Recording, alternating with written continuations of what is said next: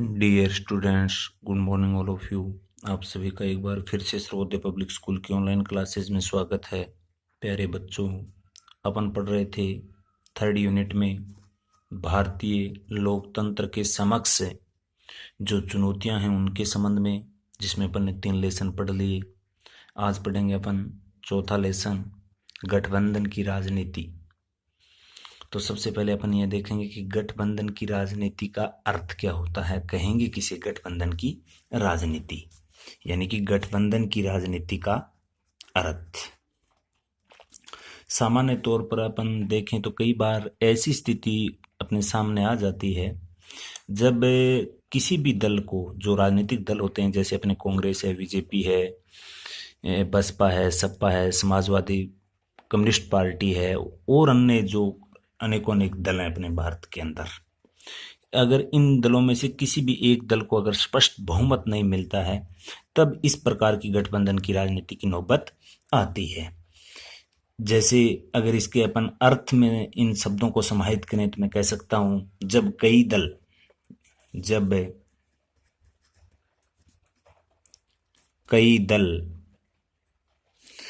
मिलकर एक गठबंधन का निर्माण करते हैं, जब कई दल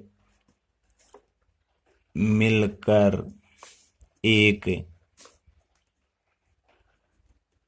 गठबंधन का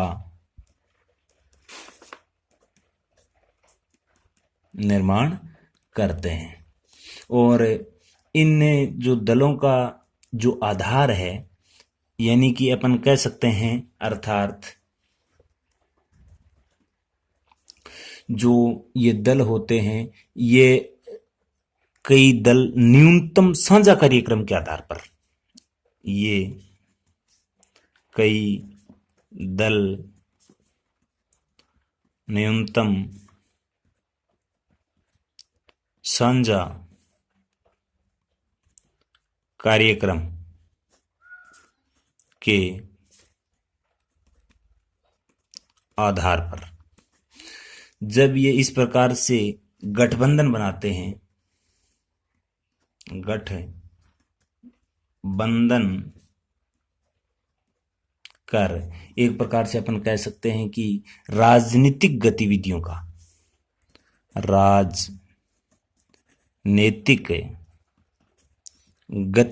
का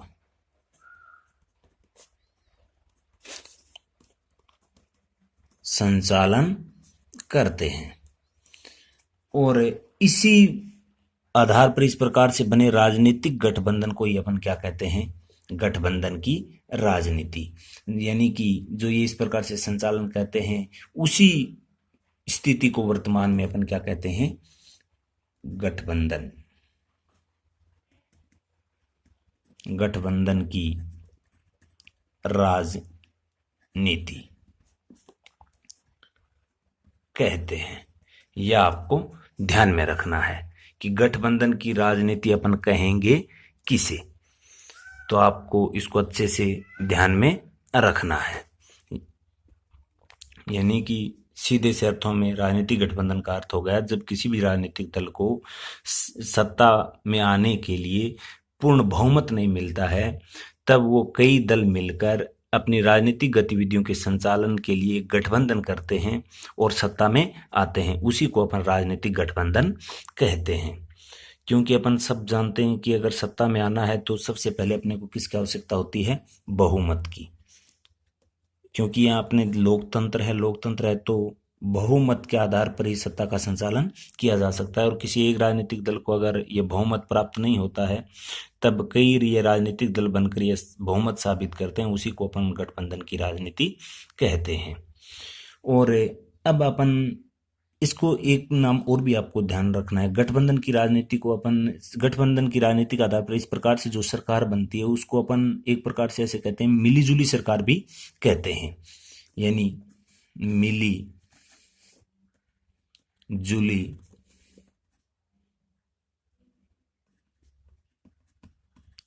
सरकार भी कहते हैं। यह आपको ध्यान में रखना है। अब अपन देखते हैं भारत में जो ये राजनीतिक गठबंधन का प्रादुर्भाव हुआ वो कैसे हुआ, कब हुआ, यानी कि भारत में गठबंधन की राजनीति का उदय। भारत में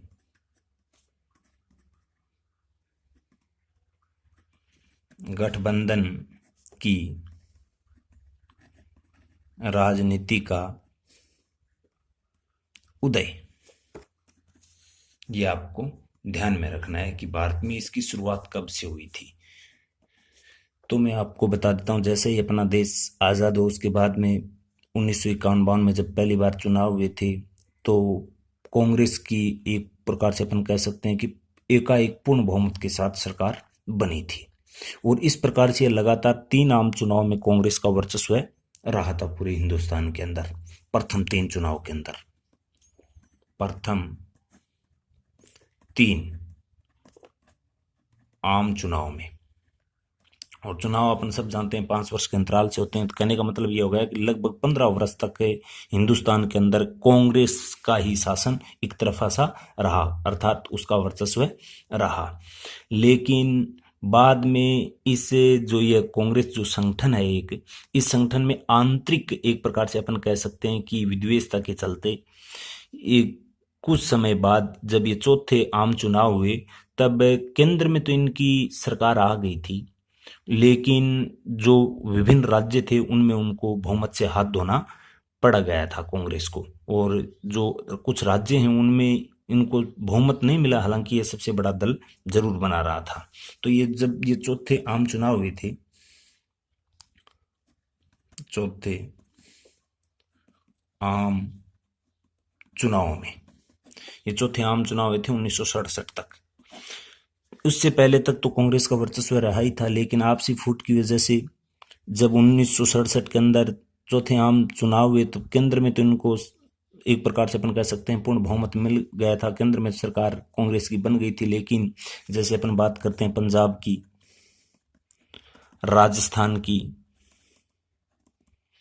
यूपी की, इसमें इनको एक प्रकार से बहुमत से हाथ धोना पड़ गया था इन राज्यों में, यानी अपन कह सकते हैं कि राज्यों से इनको बहुमत से हाथ धोना पड़ा था, बहुमत से हाथ धोना पड़ गया था। कहने का भाव है इनको इन राज्यों में एक प्रकार से इनको बहुमत नहीं मिला, इनकी सीटें बहुमत से कम रह गई थी, लेकिन ये सबसे बड़े दल के रूप में फिर भी रही थी। इस प्रकार से ये अपन बात करते हैं केरल, उड़ीसा, तमिलनाडु उस क्षेत्र में, उनमें भी इनको कम सीटें मिली थी। तो कुल मिलाकर अपन कह सकते हैं कि इस चतुर्थ जो आम चुनाव थे उसके परिणाम में इस गठबंधन की राजनीति की शुरुआत हो गई थी। तो यहाँ से नंबर का क्वेश्चन उठ गया कि पहली बार भारत के अंदर इस गठबंधन की राजनीति की शुरुआत कब हुई, तो चौथे आम चुनाव में 1967 से, यानी प्रथम बार भारत में गठबंधन की राजनीति की शुरुआत चौथे आम चुनाव 1967 से हुई थी, ये आपको ध्यान में रखना है। और इस प्रकार से बाद में कुछ राज्यों में इस प्रकार से इनका विरोध होता चला गया, बढ़ता चला गया, बढ़ता चला गया। इस प्रकार से पहली बार केंद्र के अंदर कांग्रेस को बहुमत से हाथ धोना पड़ा था 1977 के आम चुनाव में। जनता पार्टी के नेतृत्व में उनकी सरकार बनी थी, यानी कि कहने का भाव है कांग्रेस बाहर हो गई थी और पहली बार गैर कांग्रेस सरकार बनी थी 1977 में। और उस समय जो आप प्रधानमंत्री आपको सभी लिखाए हुए हैं उसमें आप सब जानते हैं 1977 में मोरारजी देसाई प्रधानमंत्री बने थे, यानी 1977 में प्रथम बार केंद्र के अंदर गैर कांग्रेसी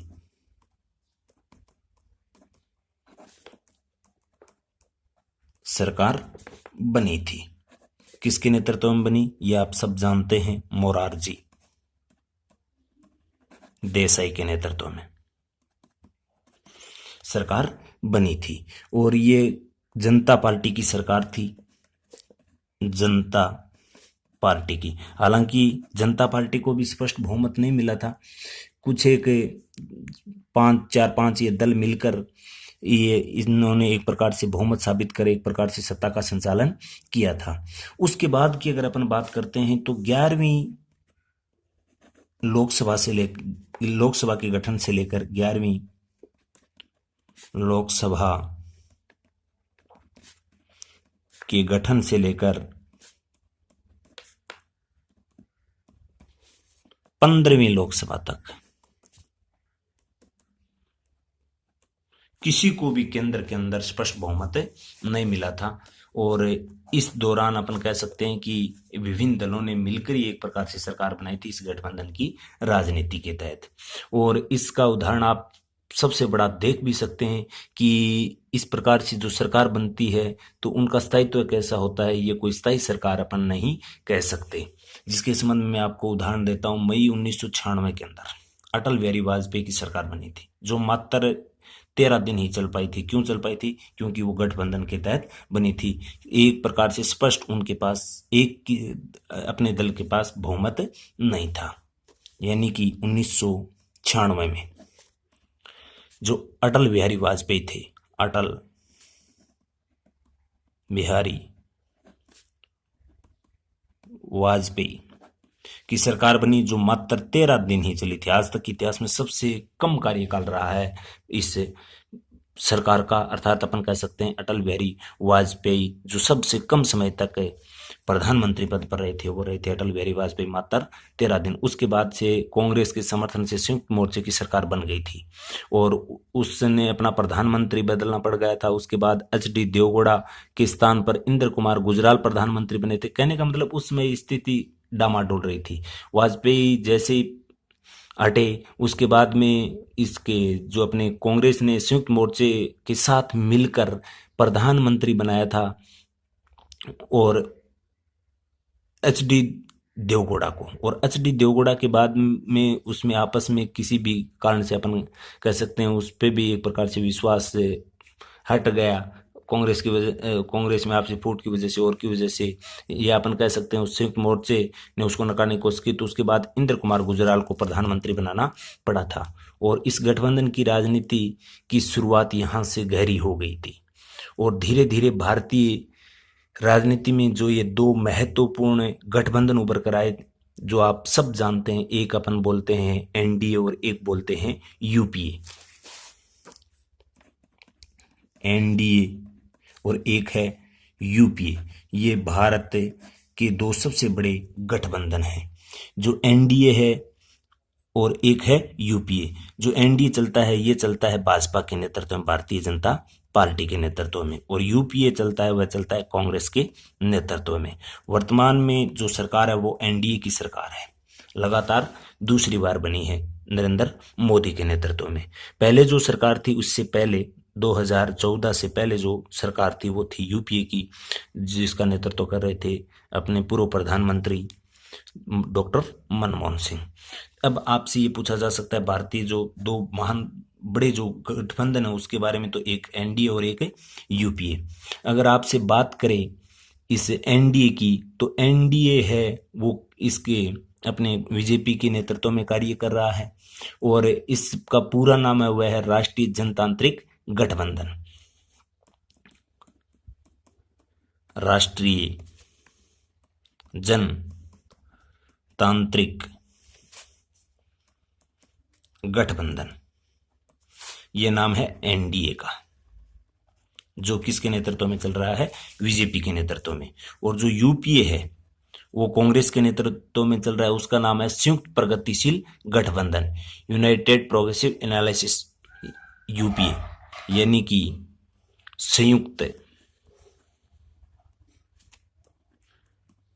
प्रगतिशील गठबंधन। ये आपको ध्यान में रखना है। यहां से क्वेश्चन पूछा जा सकता है कि NDA का पूरा नाम बताइए, UPA का पूरा नाम बताइए। NDA किसके नेतृत्व में? BJP के नेतृत्व में, UPA कांग्रेस के नेतृत्व में। ये भी आपको ध्यान में रखना है।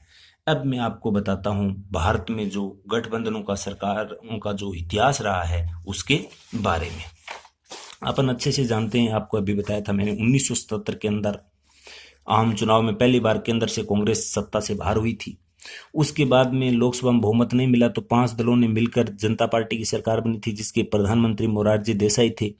और इस सरकार भी ये लंबे समय तक नहीं चल पाई थी, लेकिन इसमें जितने भी दल थे वो आपस में, इसका कारण ये था कि एक प्रकार से जो आपस में जो दल मिले हुए थे उसमें आपसी व्यवहार नहीं मिल सका। इस प्रकार से इस जनता पार्टी के साथ एक प्रकार से अपन कह सकते हैं कि एक गठबंधन की सरकार की तरह ही व्यवहार होना लग गया था।